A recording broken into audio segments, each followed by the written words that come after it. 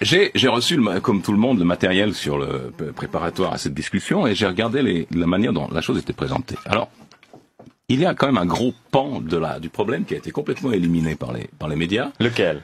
C'est le fait que c'est pas seulement des associations catholiques et islamiques qui se sont opposées, mais également des pédopsychiatres, des spécialistes de la petite enfance. Et j'ai suivi ce débat. D'ailleurs, nous avons publié dans l'Antipresse un dossier là-dessus. J'ai suivi en particulier l'avis du docteur Régis Bruno, qui est un pédopsychiatre français, qui a écrit un livre sur la protection de l'innocence des enfants et qui est expert psychiatre en cour d'assises sur les crimes sexuels contre les enfants. Le docteur Bruno, comme beaucoup de médecins, s'oppose catégoriquement à la sexualisation des enfants. Or, on ne parle pas de sexualisation des enfants. On ne parle pas de sexualisation des enfants, on parle d'information. Je n'ai interrompu personne.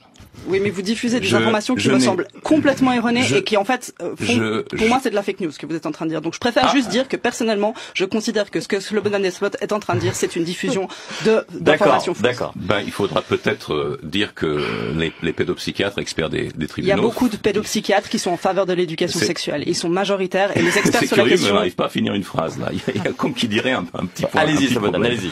Enfin bref, je disais donc que il y avait un petit problème là-dedans. Le docteur Bruno considère que la sexualisation des enfants, donc pas des adolescents, c'est un marqueur d'agression pédophile. Or, le programme Evras, comme d'autres programmes en Suisse. Mais qu'est-ce que vous appelez la sexualisation des enfants sont basés sur les standards pour l'éducation sexuelle diffusés par l'OMS depuis 2010 en Europe. Ce sont des standards à l'attention des éducateurs et des systèmes scolaires. Ils ne sont pas adressés aux familles. Ils ne sont pas adressés aux parents. Ils sont adressés aux pédagogues, aux structures scolaires. Donc, ils dissocient complètement l'éducation sexuelle des enfants de leur milieu parental. Dans le programme Evras, il est dit notamment que les cours de ce genre peuvent survenir à tout moment et que les familles n'en seront pas informées. C'est une des raisons pour lesquelles ces familles se sont opposées. Et la dernière chose que j'aimerais dire, c'est que je veux bien qu'on fasse des expériences. Je veux bien qu'on ignore que dans les standards sur l'éducation sexuelle des enfants, dans les standards de l'OMS, commence à 0 ans avec, je lis dans le document de l'OMS, que, en termes de sexualité entre 0 et 4 ans, les compétences que les enfants doivent acquérir consistent notamment à exprimer ses propres besoins, désirs et limites, par exemple en jouant au docteur. Si ça, c'est pas de la sexualisation, je ne sais pas comment cela s'appelle. Mais c'est pas nouveau, Slobodan.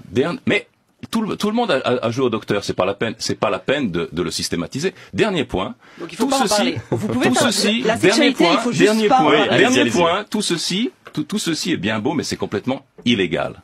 Parce que ce sont des recommandations. Tandis que nous sommes tous les pays d'Europe sont signataires de la Convention internationale pour les droits de l'enfant. Et la Convention internationale pour les droits de l'enfant spécifie dans plusieurs articles, notamment l'article 5 et l'article 14, la responsabilité des parents sur l'évolution, sur l'éducation, la conscience et les croyances de leurs enfants. Si vous voulez, je peux citer les passages qui le disent. Donc je recommande ici à toutes les familles qui seraient confrontées à de tels programmes d'éducation sexuelle de porter plainte contre l'école.